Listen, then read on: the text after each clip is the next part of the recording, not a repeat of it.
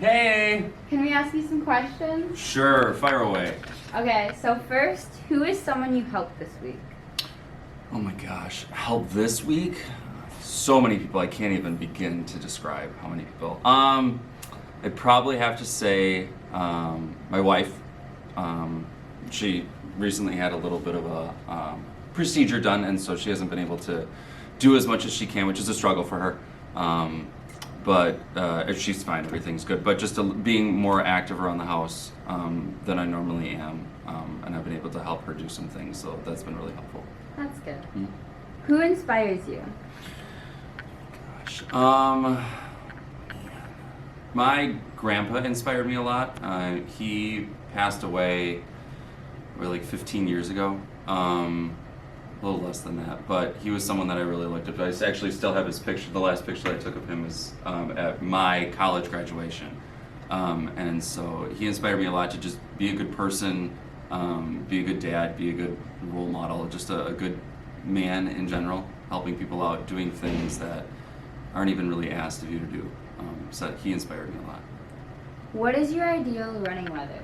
Oh my God, not this, I'll tell you that. Because this morning I went running and it was cold and I was like, especially even after like the leaves fall, it's tough because you gotta like watch where you're going.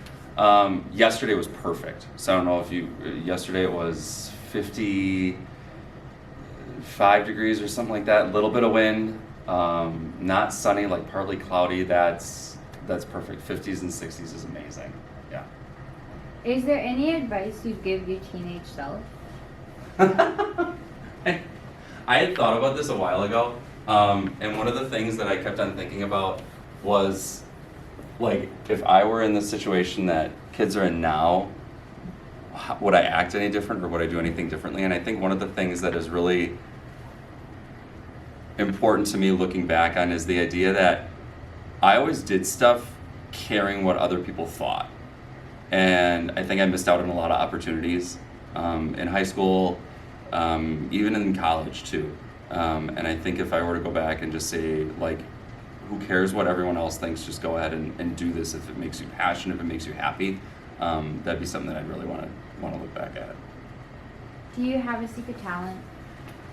Oh man, a secret talent. I can make a really mean grilled cheese. Like I run a lot. Like everyone knows that talent about me. I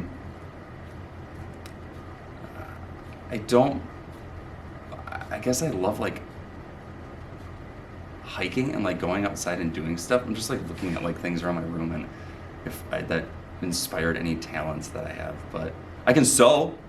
I mean, yeah, I can sew. There's my secret talent. I can sew. So if you got a stitch that you need sew, and I'd be more than happy to help you out with that.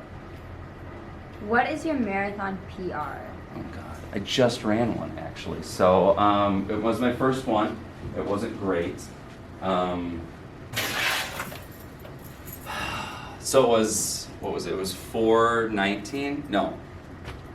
Yeah, 4:19 or something like that. It's 4 hours and 19 minutes. It was amazing going up until mile 17, and then after mile 17 you get into like this body fatigue they talk about a lot, where your body just like completely decides to shut down even though you've trained so hard for it, and so that was one of those things that I hit. But so when I left, I told my wife and my mom who were there watching me, and my mother-in-law and my father-in-law were there too, and I said I'm never going to do another one again. And then after that I kind of looked back and I was like, you know what, maybe if I just do like one a year. So it's the PR now. The goal is still out there though. What are 3 things you can't live without? Like people or food? Anything. Anything. Oh my God. All right, we're gonna walk and think about this one. I think my family is for sure something. Just like my wife, my kids. We'll just like encompass all of that in there. There was a funny quote. It was like, I hope that, it was actually in Yellowstone. I'm watching Yellowstone, and one of the things that she said in Yellowstone was she's like, Beth said to Rip, you gotta outlive me or something like that. And so it was kind of funny. So definitely that. I love my protein shakes in the morning. every morning for the past 10 years. I've had protein shakes every single morning, and that's been breakfast. I actually have a smoothie shirt that someone made me last year, and so that would be that. And then probably the third one would be running, or just being active in some way, shape, or form. Like, I gotta be active, I gotta be doing stuff like that. What's the best advice you give your students? Best advice I give my students. I think the same advice that I gave myself. Don't worry about what other people think about you. Don't worry about the likes you get on social media or the posts that you do or anything like that. Just do stuff that makes you passionate, that makes you happy.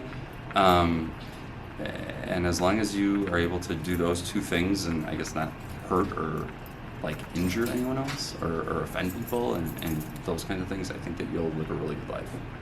What's your icebreaker activity on the first day of classes, and why do you use it?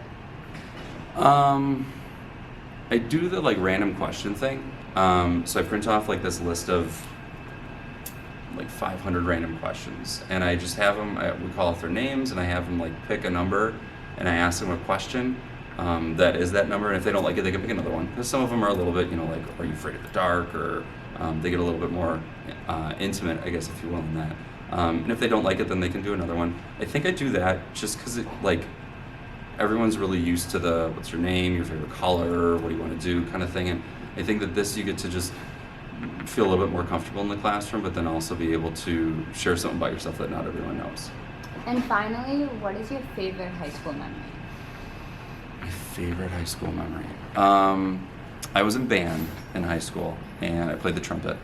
And one of the things that we did every year was we put on a production called Band Review, and it was this like improv musical number with singing and dancing and all different kinds of stuff. And the first time I ever got on stage to sing, which would have been a hidden talent, I guess, maybe, is that I kind of can sing, is I was dressed up as Dracula. God, I can't believe I'm saying this out loud. And I sang Love Potion number 9. I came out of a casket. It was this whole skit that went on and everything, dressed up as Dracula with the white paint. And I sang Love Potion number 9.